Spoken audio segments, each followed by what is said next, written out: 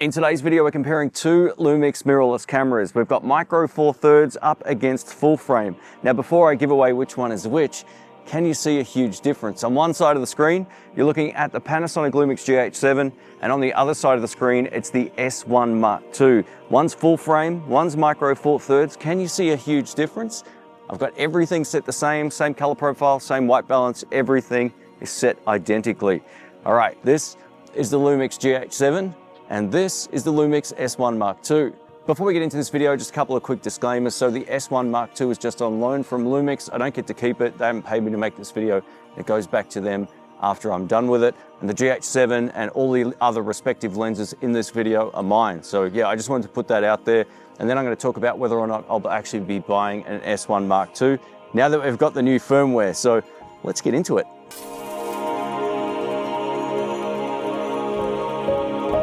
All right, let's talk autofocus. So both of these cameras have the new phase hybrid autofocus, which combines face detection with contrast detection autofocus, giving you very snappy and reliable autofocus. You can see on the S1 Mark II, it does an excellent job. Even when I push into frame like this, it's going to keep me in focus, which is great. Jump out of frame, jump back in, no problems at all. Now let's take a look at the GH7. So I'm using human detection on this as well, exactly the same settings and no custom autofocus settings. And you can see just how responsive it is when I jump back into frame. You won't have any problems with the camera systems pulling focus to something in the foreground if you hold it over your face and then back to you, and same on the GH7. So they're both identical to each other. Now the biggest difference here is that some of the older lenses for micro 4/3 don't work anywhere near as well as the full frame lenses when it comes to autofocus.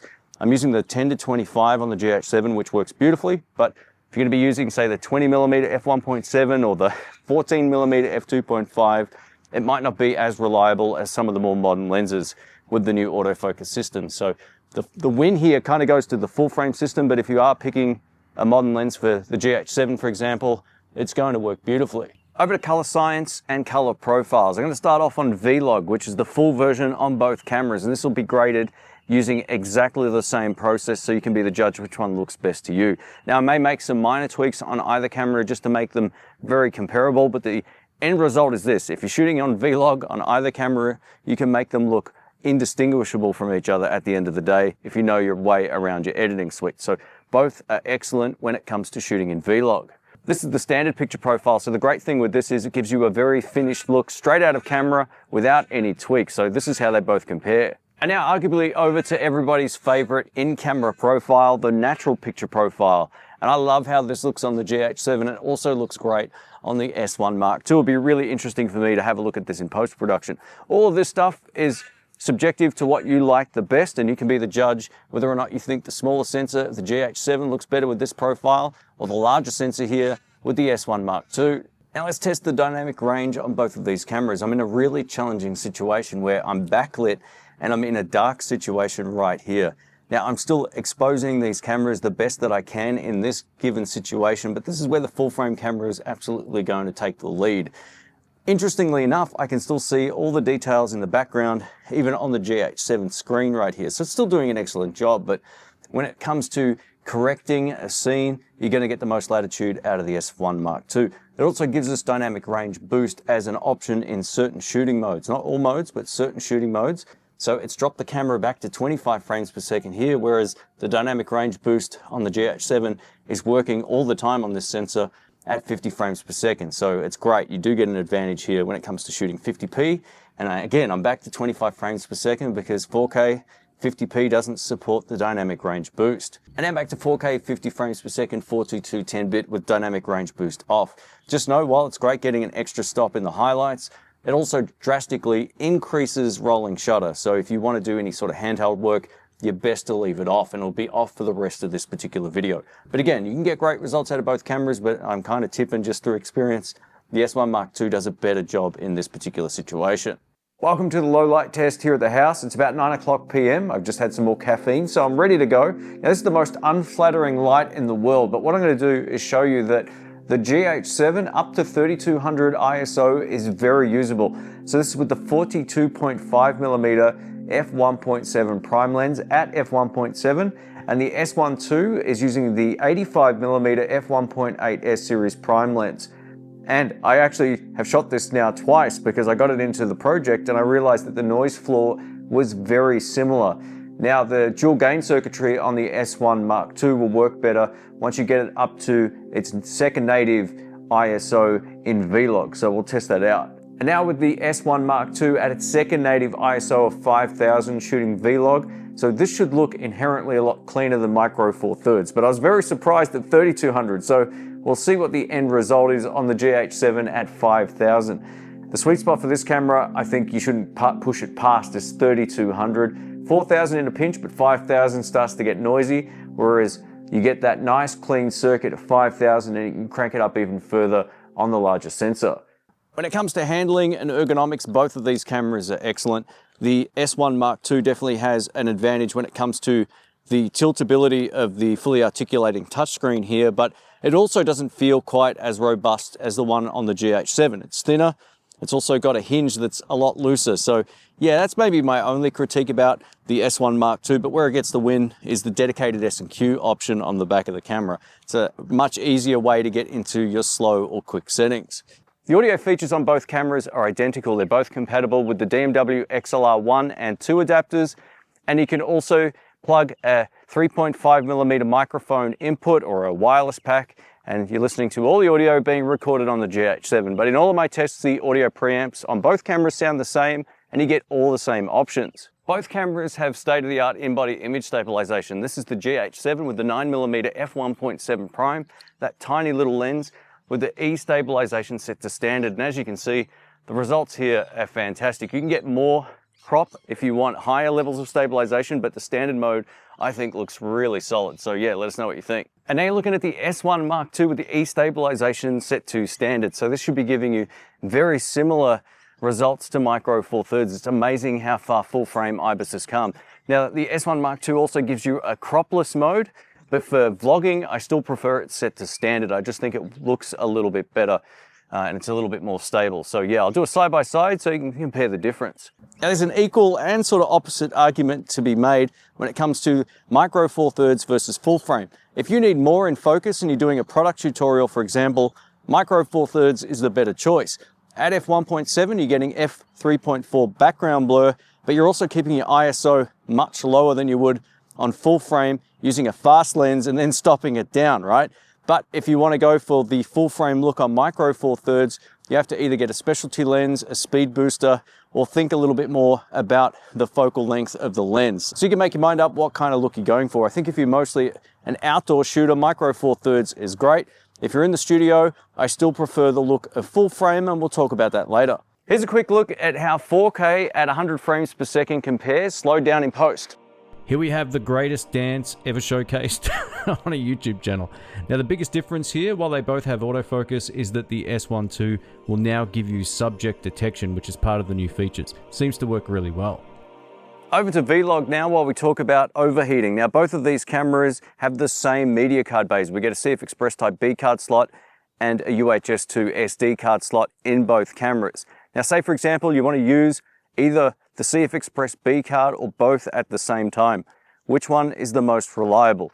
The easy win here goes to the GH7. I've never seen a heat warning message.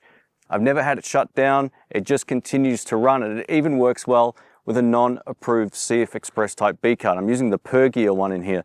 No problems ever. It's been fantastic. Whereas I was still able to get the S1 Mark II to overheat with the latest firmware, shooting 4K at 50 frames per second at 5 p.m. in direct sunlight. So if you're going to be shooting a wedding outside on a day like today where it's like 28 degrees Celsius, tomorrow is going to be 35, then I probably wouldn't recommend the S1 Mark II for folks who want to use that CF Express B card. Now your results may vary if you're using the SD card, and I'll have a full video coming up on that, so stay tuned for that. But yeah, as it stands right now, the easy win here goes to the GH7. So I thought it was a good idea to come to a dog park on a hot day, which means it smells like poo. So if you're enjoying the video, drop a thumbs up, I appreciate it. Let's talk about the differences now between the video codecs on both cameras. So they both support RAW, which is awesome. They both give you open gate recording. The maximum resolution on the GH7 is 5.8K, whereas we get 6K open gate on the S1II. But what everyone fails to mention when it comes to the GH7 is you can shoot at 4.4K at 50 or 60 frames per second, and this is with the same aspect ratios. And I'm using that right now, so you can see whether or not there's a massive hit in terms of image quality shooting in Vlog. Now, where the S1II really pulls ahead here is with the new CineScope or 2:1 aspect ratio options. You can shoot up to 60p in those modes, so that's really cool. But if you want that aspect ratio, you can just simply shoot in OpenGate and crop it in post and use the framing markers on the GH7. So it is what it is. If you prefer one or the other, that's up to you. Here's a quick look at ProRes RAW 5.7K shooting 25 frames per second on the GH7 with a 24mm equivalent. Now let's switch it over to the S1II. This is ProRes RAW 5.8K RAW HQ at 25 frames per second with the same aspect ratio. What I'm going to do now is put these side by side or crop in or something like that so you can see how they compare. The only difference I can see here is that the GH7 gives you a nicer blue in the sky, or at least in my opinion. Here's a quick side-by-side between the S1 Mark II in the studio up against the GH7, and both again look really nice. I do prefer the color science again on the GH7, but the S1 Mark II gives you that full frame look, and it sort of separates me a lot more from the background. It gives me a really nice compression. And here's a quick comparison with my S5 Mark IIX with the same 35mm f1.8 prime. All right, let's wrap this up. I'm gonna give you my final thoughts on both of these two cameras and whether or not I'll be adding an S1 Mark II to my arsenal. Stay tuned for that. But first up, I was so impressed at how well the GH7 did everything in this video, to the point where I'm actually reappreciating this camera even more. It might be my favorite of all of my cameras currently. I love using it, and just seeing how well the dynamic range stacked up against, you know, the latest flagship full frame camera goes to show you that in real world tests and not just on spec sheets, they're very similar at the end of the day. I actually preferred the color science out of the GH7, and I prefer the handling and fun factor. Again, this back flippy screen feels like it clicks in a whole lot better, and I've never had a heat warning message ever on this camera, nor has it ever shut down. Now, as of shooting this section, I've been running some thermal tests on the S1 Mark II here in Australia in summer. It has shut down on me several times, and that video will be coming up. But if you plan on using it in a studio or in a situation where it's not like 37 degrees Celsius, and I'll put the conversion up on screen, then this should do a good job if you're happy to work towards the SD card for most of it. The CF Express card does make it overheat a little bit. Another thing I've really come to appreciate too was I was changing lenses out on the full frame system quite a lot, and for most of this video you saw this guy right here, the 10-25 f1.7 Leica. Now sure, this is big, it's not too heavy, but it is quite large, but the look is great, and it saved me from having to bring a whole bunch of lenses with me. So yeah, this is great, but if you want a smaller zoom lens, there's plenty available, and then you can get into some of those like super tiny primes like this. Now, if you're thinking just in terms of what's the most modern lens lineup currently, then full frame definitely gets the win. I've said this a million times, but the S series of primes are the most consistent set of lenses for any system that I've seen or used. You get the benefits of the autofocus system being very reliable in full frame. And finally, I'm going to talk about whether or not I'll be adding a Lumix S1 Mark II to my particular camera rig. I tell you what, if it drops like 30% on sale, I might consider it. But as of right now, the reasons why I would be buying this, I have in other cameras. I've got full frame recording me right now. I've also got a ZV-E1 here, which has better S&Q than the Lumix camera, although it's flawed in other ways. There's always these compromises. The touch to focus is fantastic, and the overall image quality out of this is the best B-roll camera I've ever had, along with the FX3 and a few other high-end cameras. So the image quality out of that for what I need it for in the studio for shooting B-roll is phenomenal. But the truth is the GH7 does a really good job too, as does my G9 Mark II. So for me, this doesn't really sort of tick any boxes. I don't just rely on OpenGate a lot, like a lot of dudes who shoot commercial work would. So yeah, for me, I'd just be shooting 4K 50 and 60p, and I don't know if I trust it in all of the different situations given some of my thermal performance tests here in summer.